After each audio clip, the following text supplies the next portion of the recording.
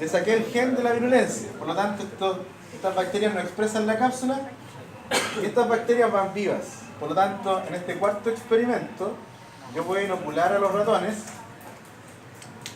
con una bacteria virulenta muerta y con una bacteria no virulenta viva. ¿Qué creen que le va a pasar a los ratones? ¿Mueren o viven? Mueren. Los ratones, en este caso, mueren de meningitis porque las bacterias que estaban vivas sufrieron el fenómeno de transformación. ¿Qué ocurrió dentro de las ratas para que una bacteria no virulenta se transformara en una virulenta? Resulta que, como yo les di bacterias muertas virulentas, el sistema inmunológico, imagínense el complemento, las células fagocíticas, ¿ya?, los anticuerpos marcando esta bacteria, comienzan a destruir a la bacteria, y esa destrucción implica que también se está destruyendo el cromosoma bacteriano. Por lo tanto, el fragmento que tiene el gen de la virulencia, perfectamente, ese fragmento podría ingresar dentro de la bacteria no virulenta. Como pertenecen al mismo género, probablemente hay secuencias similares de genes y podría ocurrir un proceso de recombinación en donde el gen de la virulencia vuelve a ingresar al cromosoma bacteriano, se intercambian segmentos, algo muy parecido a lo que ocurre durante el crossing over, en la meiosis. Hay este fenómeno que se denomina recombinación homóloga. Recombinación homóloga. Y por lo tanto, las bacterias que yo inoculé como no virulentas acaban de adquirir dentro del organismo la capacidad de producir la cápsula. Por lo tanto, esta bacteria que ha ganado la capacidad de producir la cápsula, cuando se reproduce por fisión binaria, todas las células hijas, ¿cómo son? Son células o bacterias capsuladas. Y eso implica entonces que los ratones terminan muriendo. Eso es el fenómeno de recombinación. Segmentos génicos pueden ingresar dentro de otras bacterias. ¿Ya?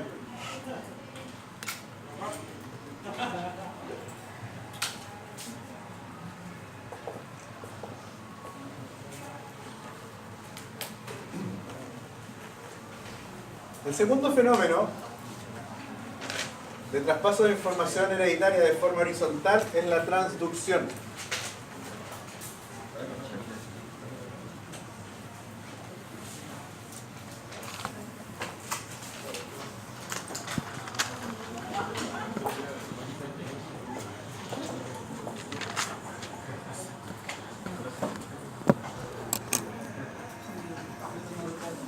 Transducción. Vamos a comenzar el fenómeno de transducción considerando que existe una bacteria con su ADN bacteriano, y esta bacteria va a ser infectada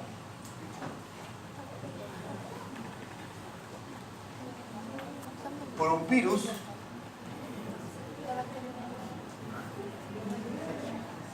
que se denomina bacteriófago. La palabra fago, ¿qué significa? Comer. ¿Sí? ¿Y por qué bacteriófago? Porque se va a comer la bacteria. ¿Ya? Ahora vamos a explicar cómo este bacteriófago va a funcionar. Este bacteriófago, que es un virus que afecta a las bacterias, tiene una estructura proteica que se va a asegurar de adherirse a la bacteria que va a infectar.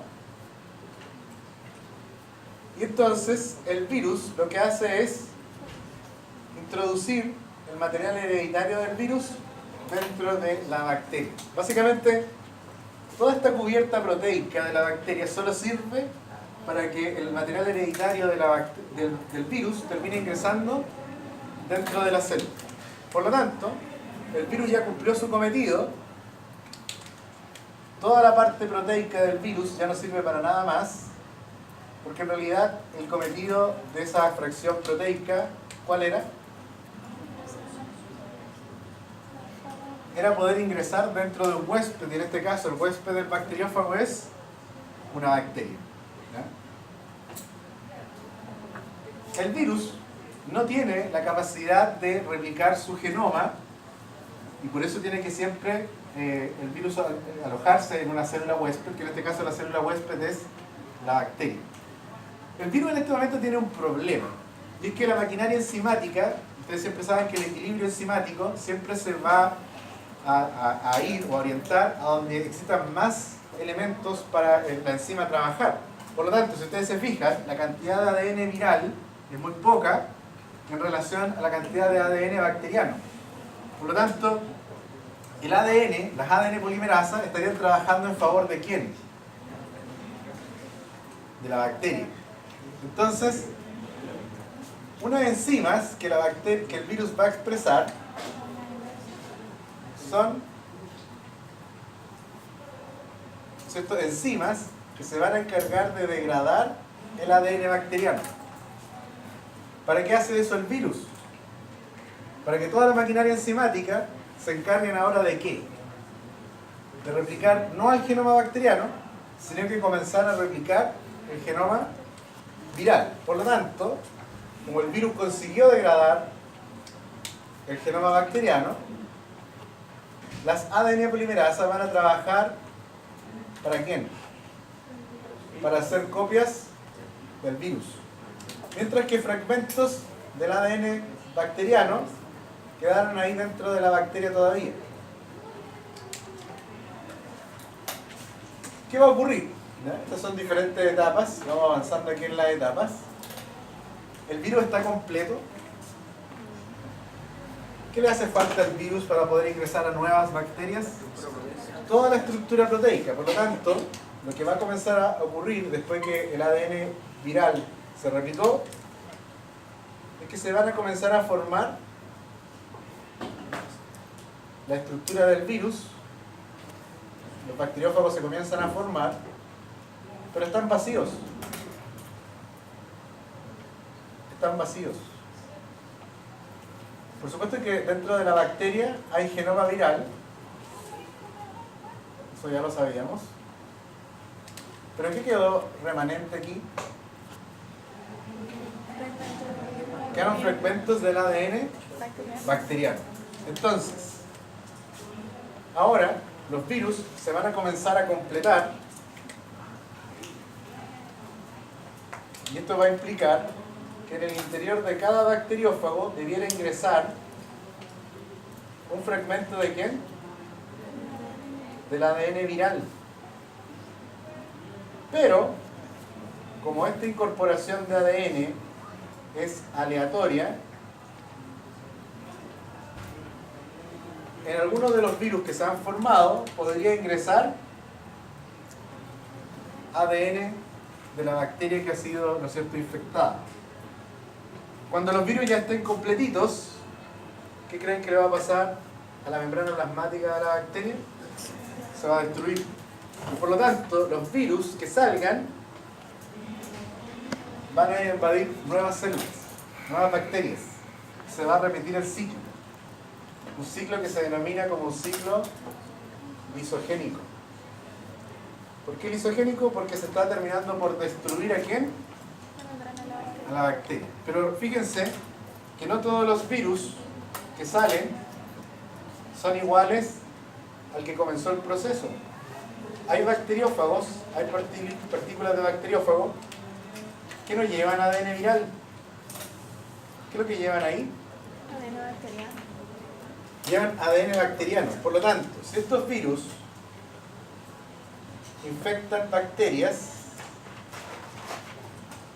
la estructura proteica del virus, ¿qué va a permitir hacer? Ingresar.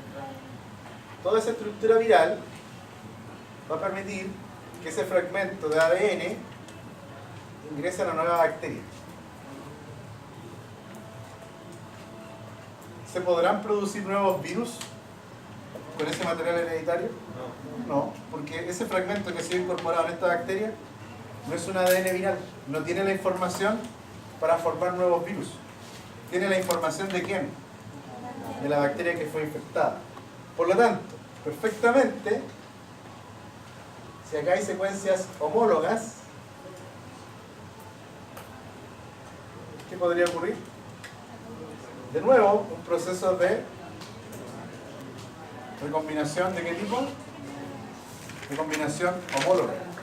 Y por lo tanto, esta bacteria que fue infectada por un bacteriófago podría adquirir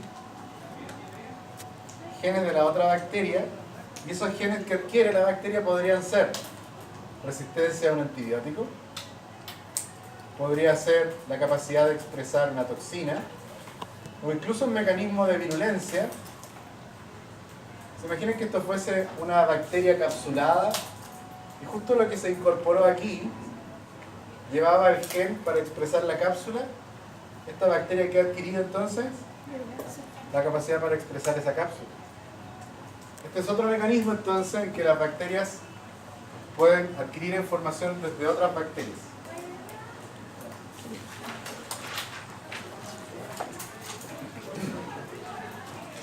Y el tercero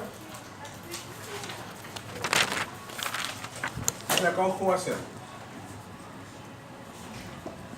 La conjugación es bastante simple, porque yo les había explicado que las bacterias tienen su material hereditario, pero además tienen plásmidos. Muchos de estos plásmidos tienen un gen para la proteína pilina.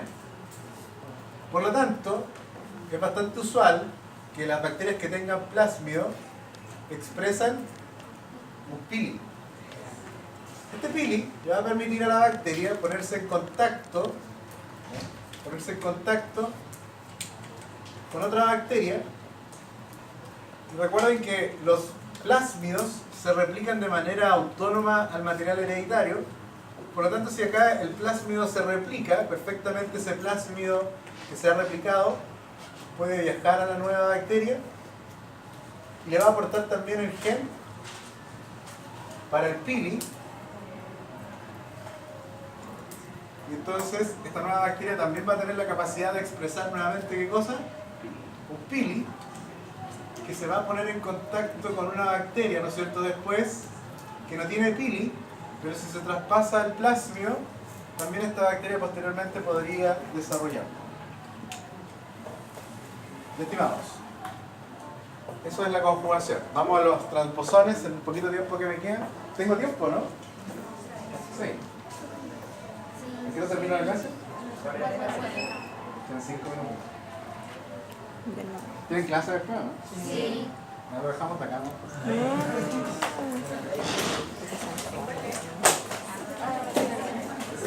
¿Quieren aprender? No creo. No sé si lo alcanzamos. Pero eso lo vimos en genética.